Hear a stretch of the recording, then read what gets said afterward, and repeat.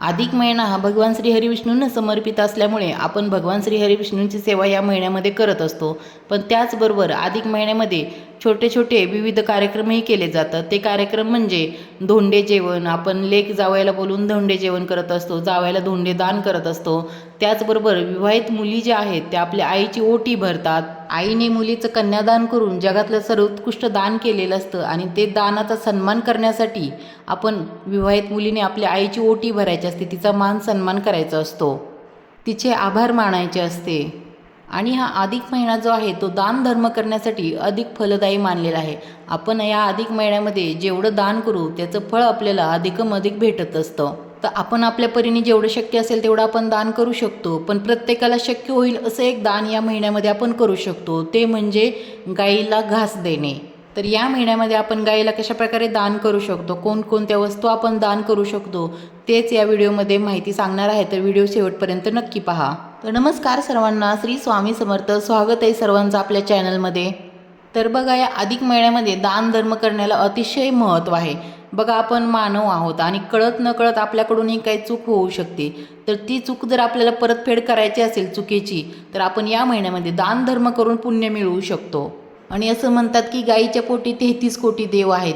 त्यामुळे आपल्याला रोज गाईसाठी दान करायचं आहे, गाईला घास द्यायचा आहे. जे काही आपण आपल्या घरामध्ये अन्नपदार्थ शिजवतो किंवा आपल्याकडे जरी काही गाईसाठी ग्रास असेल तर ती पण आपण दान करू शकतो.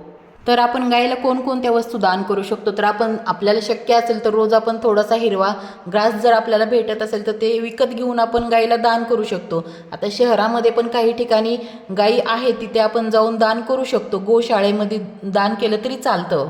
आता ग्रामीण भागामध्ये सर्वत्र गाई वगैरे आहेत, पण शहरी भागात जिथं गोशाळा आहे तिथे जाऊन आपण दान करू शकतो. तर जेव्हा आपण रोज स्वयंपाक बनवतो त्यामध्ये आपण पहिली चपाती तर म्हणजे छोटेसा नैवेद्य आपण पितृंसाठी करत असतो. तर दुसरा नैवेद्य आपण गायीसाठी बनवायचा आहे, किंवा एक जी चपाती बनवतो त्यातला एक घास जरी आपण गायीसाठी काढला तरी ठीक आहे. तुम्ही या महिन्यामध्ये गायीला गूळ दान करू शकता. गुळाचं दान करणं पण महत्त्वाचं दान आहे. त्याचबरोबर हरभऱ्याची डाळ पण तुम्ही थोडीशी दान करू शकता. जे पदार्थ गायी खाऊ शकते, गोमाता खाऊ शकते, त्या वस्तू आपल्याला दान करायच्या आहेत. किंवा बघा, साधं सोपं आपण जेव्हा स्वयंपाक करतो त्यातला आपण छोटासा नैवेद्य टाईप बनवून आपण तो घास गाईला देऊ शकतो.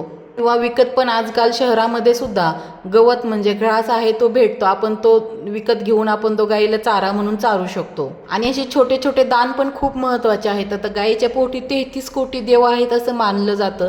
त्यामुळे एकट्या गाईला जरी आपण छोट्या छोट्या गोष्टी दान केल्या तरी आपल्याला खूप प्रमाणात त्याचं पुण्य भेटणार आहे. आणि जर तुम्हाला रोज रोज बाहेर जाणं शक्य नाही आहे, गाईला दान करणं शक्य नाही, तर तुम्ही आठवड्यातून एक दिवस तरी जाऊन दान करू शकता.